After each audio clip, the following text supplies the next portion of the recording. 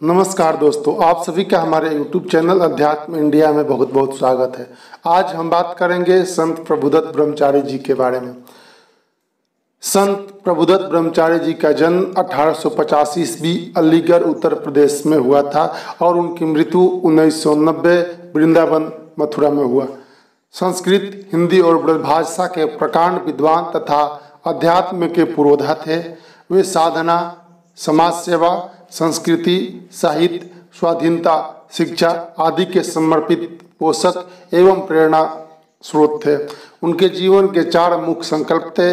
दिल्ली में हनुमान जी की 40 फुट ऊंची प्रतिमा की स्थापना, राजधानी स्थित पांडवों के किले इंद्रप्रस्थ में भगवान विष्णु की 60 फीट ऊंची प्रतिमा की स्थापना, गौ हत्या पर प्रतिबंध तथा श्री राम जन्मभूमि की मुक्ति।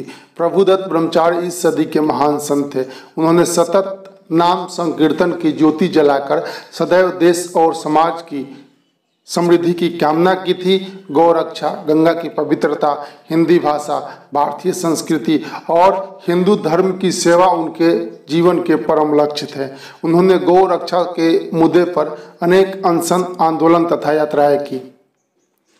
प्रभुदत्त ब्रह्मचारी जी का जन्म संवत 1942 यानी 1885 में जनपद अलीगढ़ उत्तर प्रदेश के ग्राम अहिवासी नगला में एक निर्धन परिवार में हुआ था। इनके पिता का नाम पंडित मेवाराम था। विदुषी माता अयोध्या देवी से संत सुलभ संस्कार प्राप्त कर उन्होंने आजीवन ब्रह्मचर्य व्रत धारण किया था।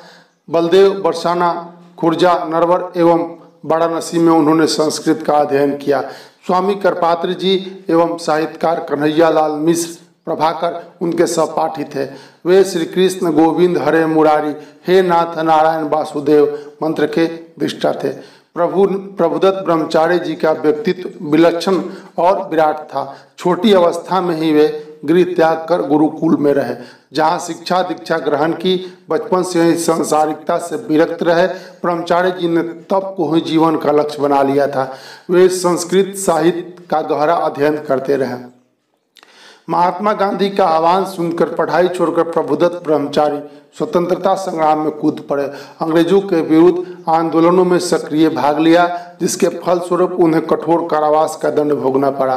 भारत के स्वतंत्र होने पर राजनेताओं की विचारधारा से दुखी होकर वे सदा के लिए राजनीति से अलग हो गए और झूसी में हंस स्कूल नामक स्थान पर बट वृक्ष के नीचे तप करने लगे। गायत्री महामंत्र का तप किया। वैराग भाव से हिमालय की ओर भी गए और फिर मथुरा आकर वृंदावन में बस गए। संत प्रभुदत्त ब्रह्मचारी ब्रजभाषा के सिद्धस्थ कवि थे। उन्होंने संपूर्ण भागवत को महाकाव्य के रूप में छंदों में लिखा था। भागवत चरित कोश ब्रज भाषा में लिखने का एकमात्र श्रेय इन्हीं को प्राप्त है। भारत में गायों की हत्या होते देखकर प्रभुदत्त ब्रह्मचारी को बहुत दुख हुआ। उन्होंने गो हत्या निरोध समिति बनाई और उसके अध्यक्ष बने। सन 1961 में कश्मीर से कन्याकुमारी तक उन्होंने कई बार भ्रमण किया। 1967 में गोहत्या के प्रश्न को लेकर उन्होंने 80 दिन तक व्रत किया और सरकार के विशेष आग्रह पर अपना व्रत भंग किया। ब्रह्मचारी जी द्वारा दिल्ली, वृंदावन, बद्रीनाथ और प्रयाग में स्थापित संकीर्तन भवन के नाम से 4 आश्रम आज भी सुचारू रूप से चल रहे हैं। प्रभुदत्त ब्रह्मचारी राष्ट्रीय स्वयंसेवक संघ के द्वितीय सरसंघ चालक श्री गुरु जी के भी निकट रहे। इसी बीच जवाहरलाल नेहरू जब हिंदू समाज विरोधी हिंदू कोड बिल लाए तो मित्रों के प्रोत्साहन से ब्रह्मचारी जी चुनाव में खड़े हुए। आजाद भारत के पहले आम चुनाव 1952 में उत्तर प्रदेश के इलाहाबाद की फूलपुर संसदीय सीट पर पंडित जवाहरलाल नेहरू को स्वामी प्रभुदत्त ब्रह्मचारी ने बतौर निर्दलीय प्रत्याशी चुनौती दी थी। ब्रह्मचारी जी को स्वामी करपात्री जी की अखिल भारतीय रामराज परिषद व हिंदू महासभा का समर्थन प्राप्त था। इनका विरोध नेहरू जी के हिंदू कोड बिल को लेकर था। नेहरू जी की पैतृक भूमि इलाहाबाद में प्रभुदत्त ब्रह्मचारी जी का प्रचार इस कदर आकर्षक और भावनात्मक था कि जनता से लेकर मीडिया तक आंदोलित थे। केसरिया पगड़ी, शानदार ऐनक और सफ़ेद रंग जमे में सजे धजे ब्रह्मचारी, उनके भजन गायकों और नर्तकों ने लोगों को खूब लुभाया। ब्रह्मचारी भाषणों में जनता को बताते कि इस विधेयक से धर्म का नाश होगा, पारिवारिक शोषण बढ़ेगा, भाई बहनों में वैमनस्य बढ़ेगा, जातीय मतभेद होंगे, संपत्ति विवाद और विवाह में विसंगतियां बढ़ेगी और इन झगड़ों से वकीलों को फायदा होगा। ब्रह्मचारी जी के ओजस्वी भाषणों का फूलपुर की जनता पर कोई प्रभाव नहीं पड़ा, वे बुरी तरह पराजित हुए।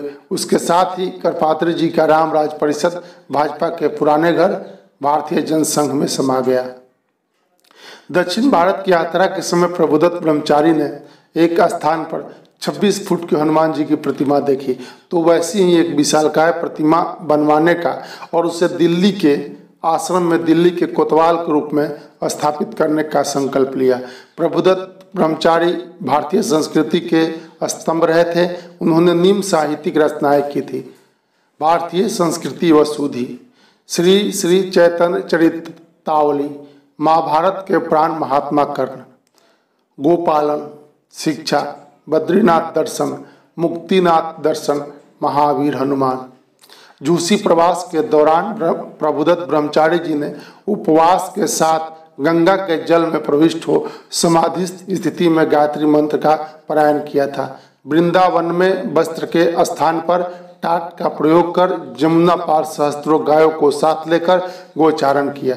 एक बार गोरक्षा के प्रकरण पर वे वृंदावन में शासन के विरुद्ध आमरण अनशन पर बैठ गए। देश के लाखों लोग उनके सम्मान किया था। तत्कालीन प्रधानमंत्री इंदिरा गांधी के आग्रह पर उन्होंने आश्वासन तोड़ा और स्नान किया था।